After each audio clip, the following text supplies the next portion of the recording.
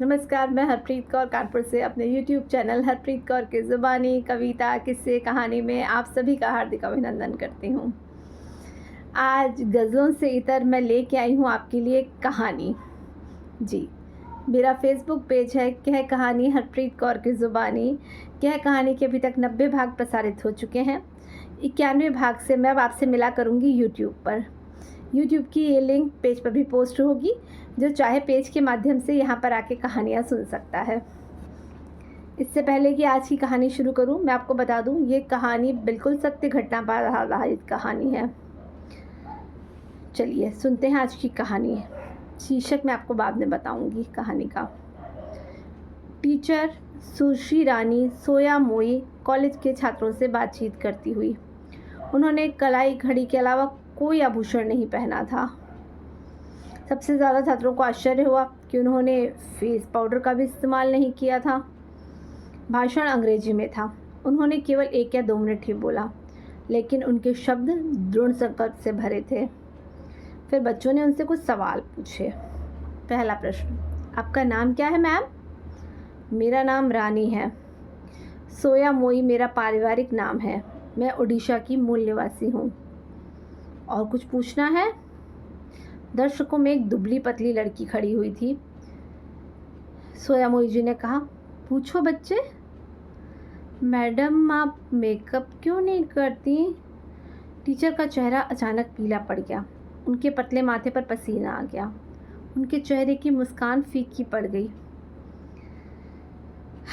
अचानक सभी दर्शक भी चुप हो गए। उन्होंने टेबल पर रखी पानी की बोतल खोली, थोड़ा सा पानी पिया, फिर उसने धीरे से छात्र को बैठने का इशारा किया। फिर वह धीरे से बोलने लगी, तुमने एक परेशान सवाल पूछा है। यह ऐसा सवाल है जिसका जवाब एक शब्द में नहीं दिया जा सकता। मुझे जवाब में तुम्हें अपनी जीवन कहानी सुनानी पड़ेगी। मुझे बताओ, क्या तुम सब बच्चे मेरी कहानी सुनने के लिए अपने कीमती 10 मिनट निकालने को तैयार हो? सभी बच्चे एक स्वर में तैयार हैं। मेरा जन्म ओडिशा के एक आदिवासी इलाके में हुआ था। कलेक्टर ने रुककर दर्शकों की ओर देखा।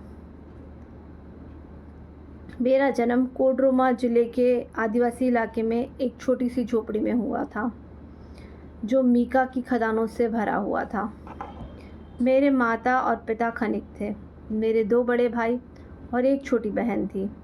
हम एक छोटी सी झोपड़ी में रहते थे, जिसमें बारिश होने पर पानी टपकता था।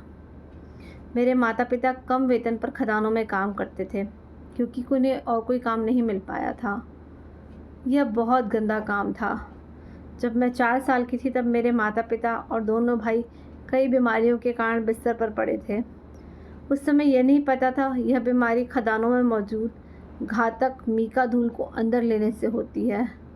जब मैं 5 साल की थी, मेरे भाई बीमारी से मर गया। एक छोटी सी आह भरकर कलेक्टर ने बोलना बंद कर दिया और अपने रुमाल से अपनी आंखें पोंछ ली। ज़्यादातर दिनों में हमारा भोजन सादा पानी और 1 या 2 रोटियां हुआ करता था।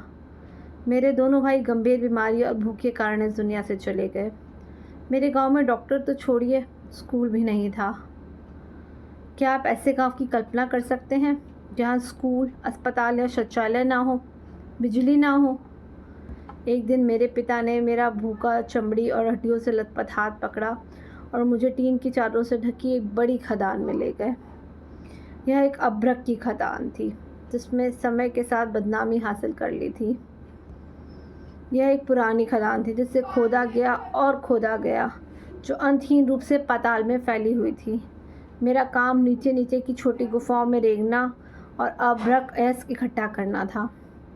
यह केवल 10 साल से कम उम्र के बच्चों के लिए ही संभव था। अपने जीवन में पहली बार मैंने पेट भर रोटियां खाई, लेकिन उस दिन मुझे उल्टी हो गई।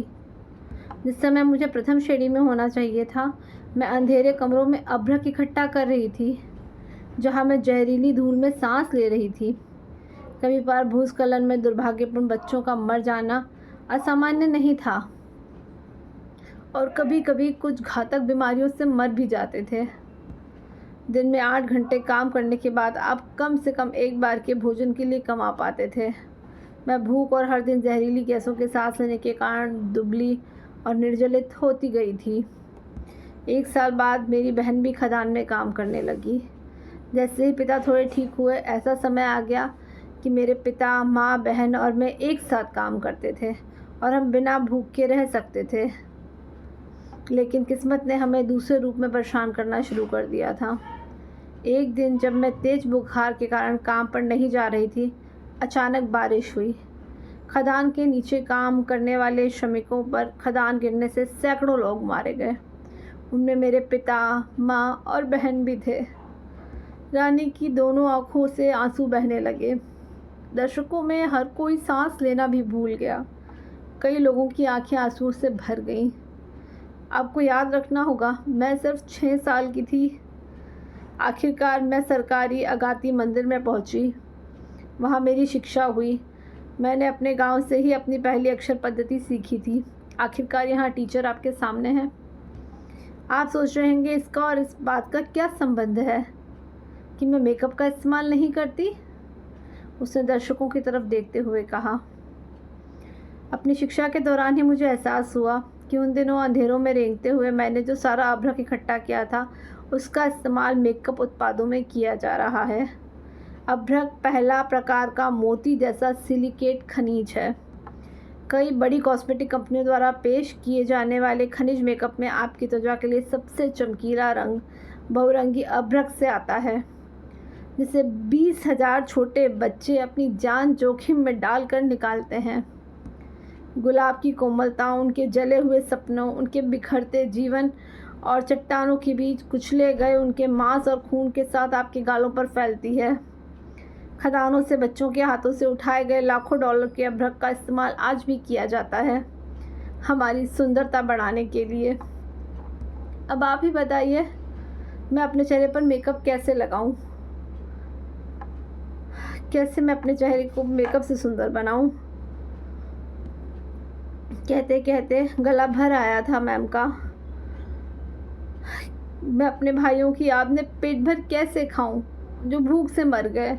मैं अपनी माँ की याद में महंगे रेशमी कपड़े कैसे पहनूं जिन्होंने कभी फटे कपड़ों के बारे में सपने में भी नहीं सोचा था? जब रानी चली गई तो पूरा दर्शक अनजाने में ही खड़ा हो गया। उन सबके होठों पर हल्की मुस्कान थी और आंखों में आंसू पोंछे बिना उनका सर ऊंचा था। ओडिशा में अभी भी उच्चतम गुणवत्ता वाला अभ्रक खनन किया जाता है। 20,000 से अधिक छोटे बच्चे स्कूल जाने के बिना वहाँ काम करते हैं। वे मर जाते हैं, कुछ भूस्खलन में और कुछ बीमारी में। बहुत दुखद घटना है ये, बहुत दुखद इतिहास है हमारा ये, और आज भी ये जारी है। ये इससे भी ज़्यादा दुखद है। बहुत शुक्रिया। मैं चाहूँगी अपने अमूल्य कमेंट्स के ज़रिए मेरा उत्साहवर्धन करते हुए ज़रूर बताइए कहानी आपको कैसी लगी। अगले शुक्रवार फिर मिलेंगे एक नई कहानी के साथ। शुक्रिया।